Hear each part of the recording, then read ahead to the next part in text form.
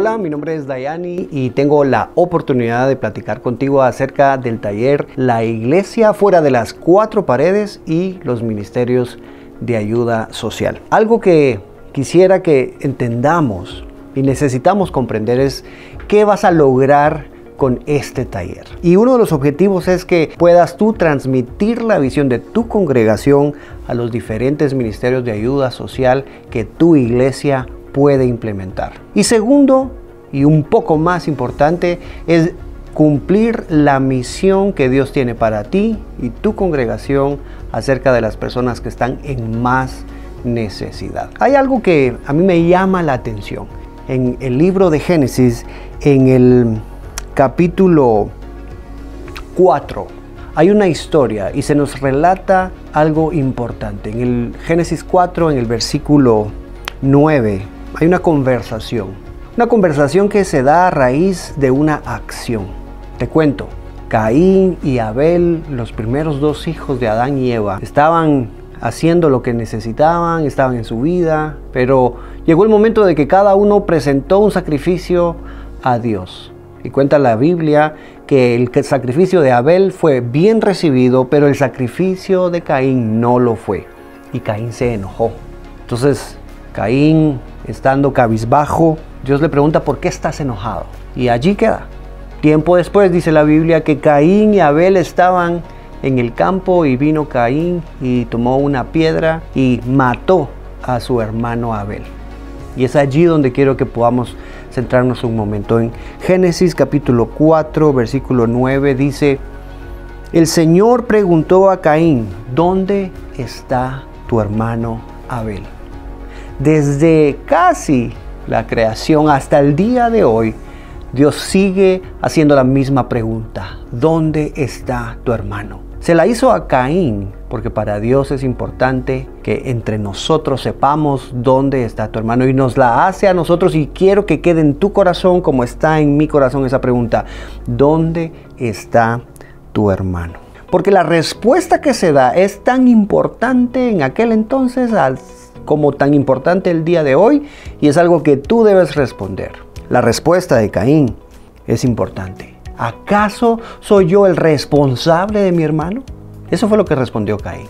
Y Dios nos sigue haciendo la misma pregunta al día de hoy: ¿dónde está tu hermano? ¿Y cuál es nuestra respuesta? ¿Sabes por qué? Porque para Dios todos somos responsables unos de otros. Muchas veces vivimos la vida de la iglesia en estas cuatro paredes, nos reunimos entre semana, los fines de semana, hacemos actividades y buscamos que las personas crezcan dentro de la congregación, y es sumamente importante que eso se haga. Pero la pregunta sigue vigente: ¿dónde está tu hermano? ¿Por qué?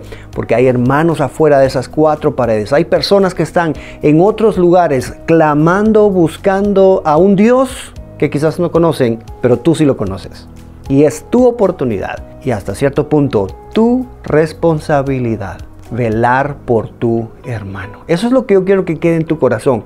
Los ministerios de ayuda social no son prácticas de beneficencia, son un mandato de Dios. A Jesús le hicieron una vez una pregunta y él respondió: a los pobres siempre los tendrán con ustedes. Y no es que consideremos a otras personas pobres, pero es una realidad que hay personas con menos recursos, con menos oportunidades, pasando a tribulaciones, pasando necesidades. Es más, nosotros mismos podemos estar en esa categoría y necesitamos ayuda. Y quisiéramos que Dios le preguntara a alguien: ¿dónde está tu hermano? Y esa persona respondiera acerca de nosotros con una actitud positiva. Así que quiero dejarte algunas oportunidades para ti y tu congregación para desarrollar ministerios de ayuda social y responder a esa pregunta: ¿dónde está tu hermano?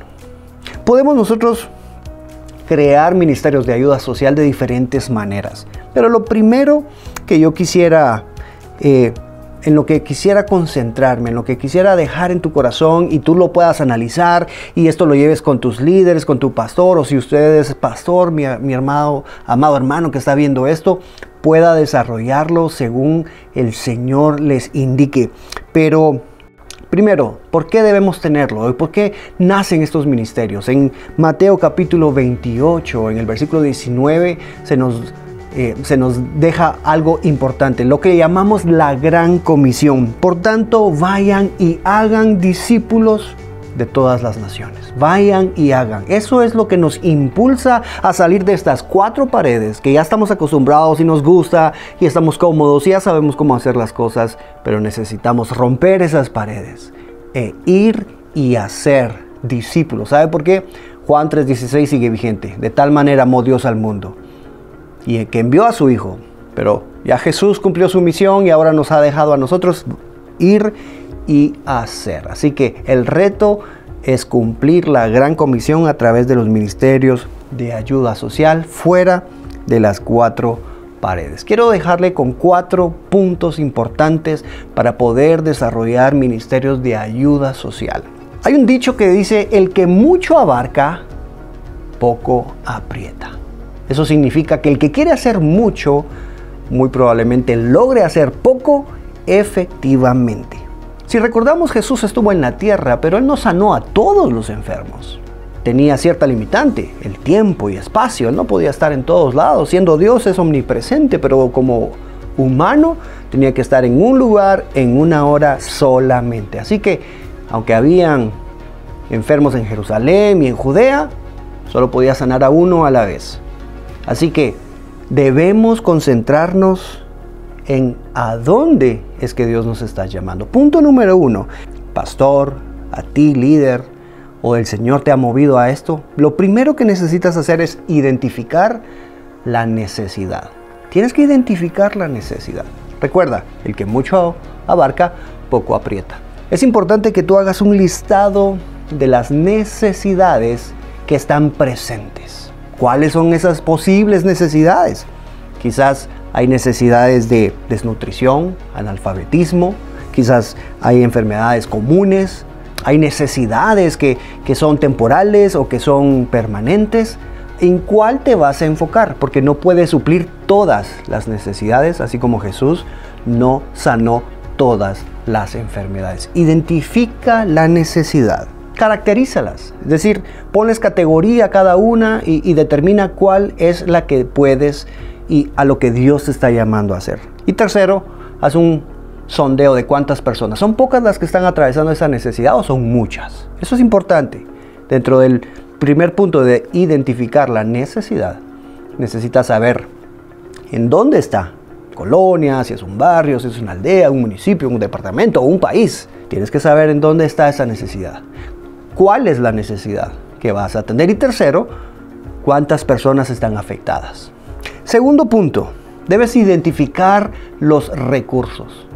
Te dejo la cita bíblica en Lucas, capítulo 14, versículo 28. Jesús dice: el que vaya a construir, haga primero un plan para saber si va a tener todo lo que necesita para terminar la construcción. Nosotros podemos identificar necesidades, pero es importante identificar los recursos. ¿Con qué cuentas? ¿Qué hay para poder suplir esa necesidad que ya identificaron?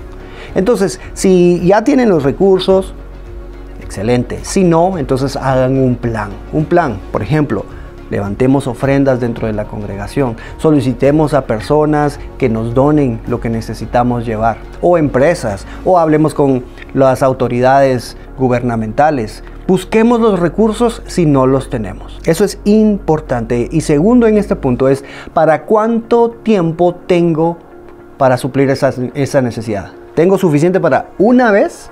¿Tengo suficiente para una semana, un mes, un año? Eso es importante que lo sepas. ¿Para qué? Para que tu ayuda sea efectiva. Tercer punto, de los 4 que te mencioné. Hablamos del primero, identificar la necesidad. El segundo, identificar los recursos. Y tercero, identificar al equipo. ¿Quién va a ir? Es importante que dentro de tu congregación empiecen a planificarlo adecuadamente. Y busca personas con llamado, no con buenas intenciones. Busca personas con llamado, no con buenas intenciones. Porque la buena intención termina el día en que no se pueda hacer. El llamado, no importa el tiempo, no importa el lugar, no importa los recursos. Una persona con llamado va y lo hace. Busca a personas con llamado para desarrollar este ministerio de ayuda social. Y el tercer punto que quiero dejar para poder desarrollar ministerios de ayuda social: informa frecuentemente. Cuando las personas ofrendan, cuando las organizaciones envían donaciones o el gobierno nos entrega recursos, debemos hacer reportes frecuentes, dependiendo la cantidad de veces que asistas a suplir esa necesidad. Puede ser diario, semanal, mensual, anual, no sé. Continuamente tienes que estar informando de lo que se está haciendo con los recursos. ¿Por qué? Crea transparencia y crea confianza. Y tercero, sirve para que las personas sigan aportando para suplir esa necesidad. Si no informamos, la gente no va a saber que ya se entregó lo que regalaron o lo que donaron, y hasta pueden cuestionar. Pero si tú continuamente elaboras un reporte, informas abundantemente y les explicas cómo es que se entregaron, cuántas personas fueron beneficiadas, qué se logró, lo acompañas con fotografías y video, la gente va a ver, se va a entusiasmar y va a continuar apoyando. Mateo capítulo 28, en el versículo 19, dice: vayan y hagan discípulos de todas las naciones, bautizándolos en el nombre del Padre, del Hijo y del Espíritu Santo. Y lo más importante, al final de ese versículo: y les aseguro que yo estaré con ustedes hasta el fin del mundo. Tú quieres ser una persona que sale de sus cuatro paredes. Quieren ser una congregación que salen de sus cuatro paredes. Quieren cumplir el llamado de Dios. Entonces, ánimo, planifiquen, investiguen, elaboren sus planes, hagan sus reportes, sean buenos administradores de lo que Dios les está enviando, y estoy seguro que su iglesia será una iglesia que ayude dentro de la congregación y fuera de la congregación. Y cuando Dios les pregunte: ¿dónde está tu hermano?, tú le dirás: Señor, los visitamos todas las semanas, cada 15 días, una vez al mes, una vez cada 6 meses. Esto es lo que hemos hecho con nuestros hermanos. Espero que esto te ayude y estamos para servirte en la Frater para lo que sea necesario. Que el Señor te bendiga.